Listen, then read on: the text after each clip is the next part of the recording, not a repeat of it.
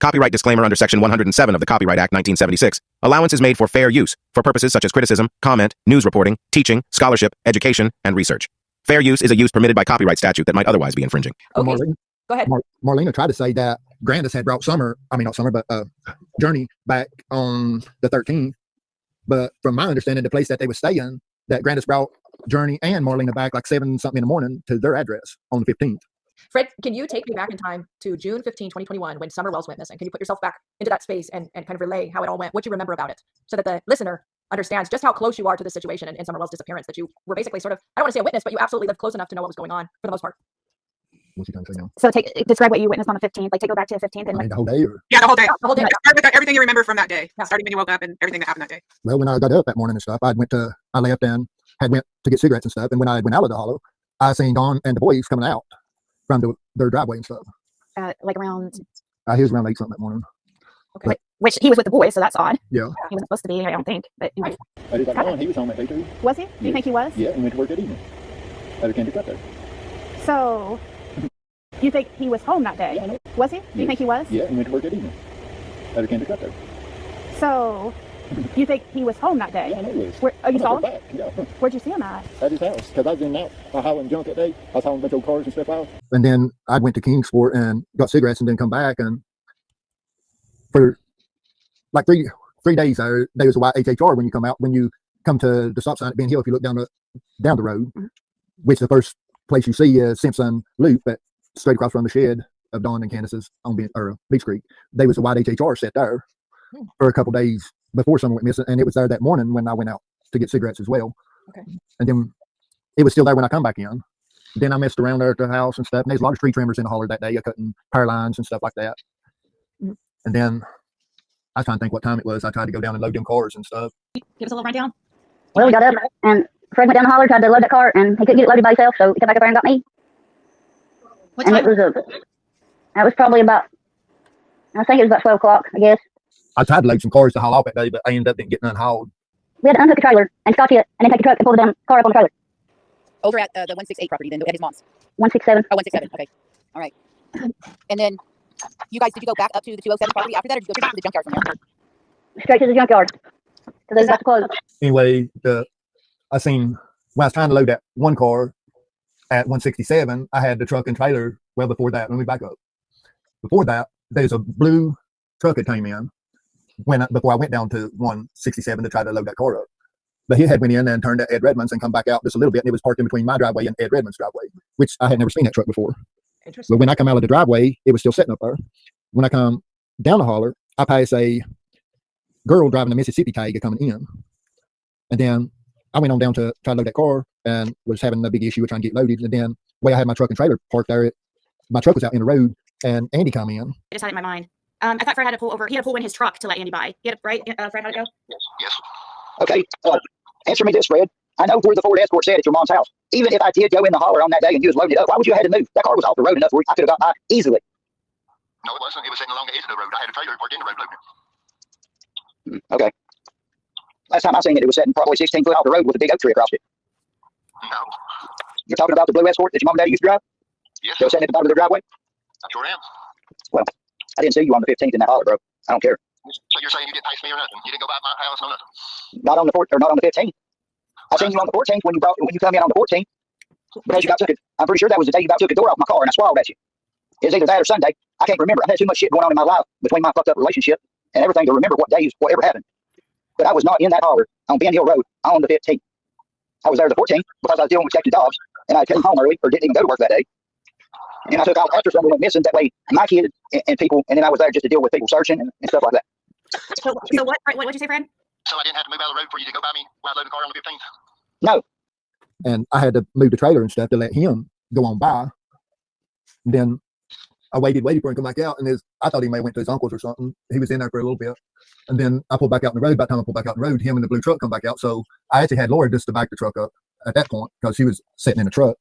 The day Summer went missing, we've got all these vehicles. And then at what time do you become aware, like go back to where you become aware that Summer's missing? Are they running around on the hollow looking for her? What's going on, Fred? Well, see, I left out and was going to Kingsport, and there's a motorcycle was broke down on the side of the road before you get to the end of Beach Creek on the left. And I stopped to ask him if he needed any help and stuff. And he said it'd be nice if he could find somebody to haul it. So I told him, I said, well, I have to hook my trailer up. So I went back to Ben Hill, and I didn't see nobody when I went back to Ben Hill. About what time? Probably about 4, right? That's probably about 4:15, really. Okay, so you went back to Ben Hill Road around 4:15. You didn't see anything going I on, didn't see nobody on Okay. along the road or nothing.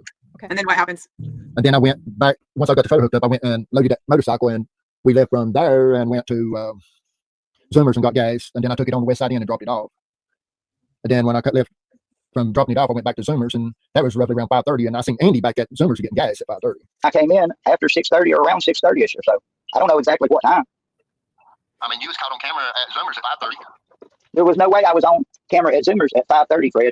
I was at work until at least 6 o'clock on that day because we had to stay over because we had a bunch of bullshit come in. Even on a normal day, the store at Hayward closes at 5:30. We try to have everything done 15 minutes before the doors close. That way we can get out of there. It takes us 15 minutes, 20 minutes to get the doors locked and all the technicians to run out the door like we're on fire. Then you went back home after Zoomers? No, I went to a friend's house because I was in the drug scene and stuff at the time. And You went to Donald Bernard's house? No, No, his I friends. didn't go to McDonald's at that time. I went to another place and had picked Okay. up some, I'm just being honest, picked up some dope and stuff there. And then when I left there, I stopped on Long Star Road at a place that a lot of people hangs out at. When she went missing, within, when I come in at about 7 o'clock that evening, she done all everything. Well, I was probably coming about 8.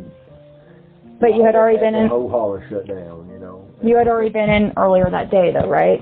Huh? You were already in earlier that day, right? That's just when you Yeah, came. I've been here all day up to about, I don't know, probably about 5, Mhm. 5:30 or something. And that's when I went out. And then I come back in and got my trailer to haul that motorcycle.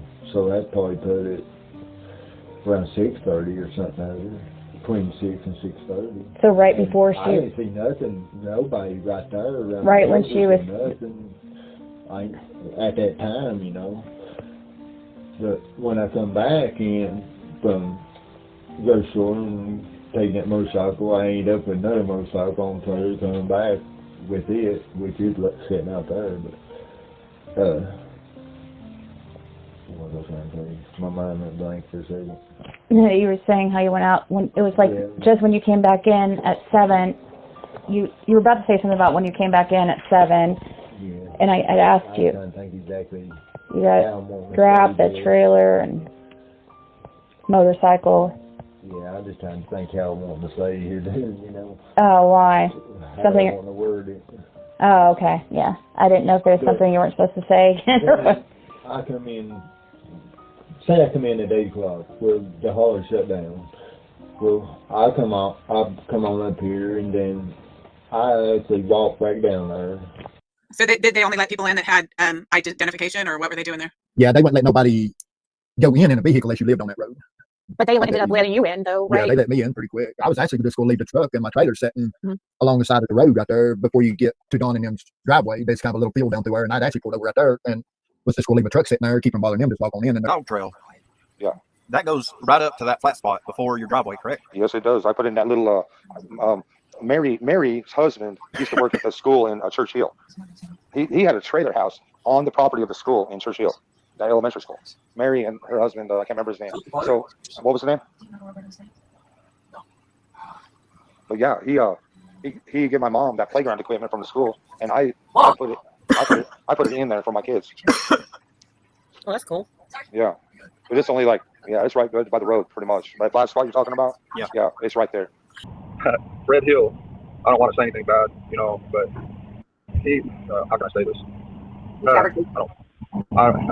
starts to throw everybody off. Let's just put it that way. He's throwing everybody off, right? Is there a possibility that Fred Hill could have done something? It is possible. He left out about the time someone disappeared to take all that scrap metal. I don't know. It's possible. that Don come to my house almost immediately that evening after I got home and stuff. And I don't know why they even allowed him to leave his premises. You would thought they had kept him there, but he came to my house talking around and stuff. What time? Yeah. What time was that, Fred? That he came over? I'm trying to think. Was it still light out? It was still light out when that happened, when Don came up there.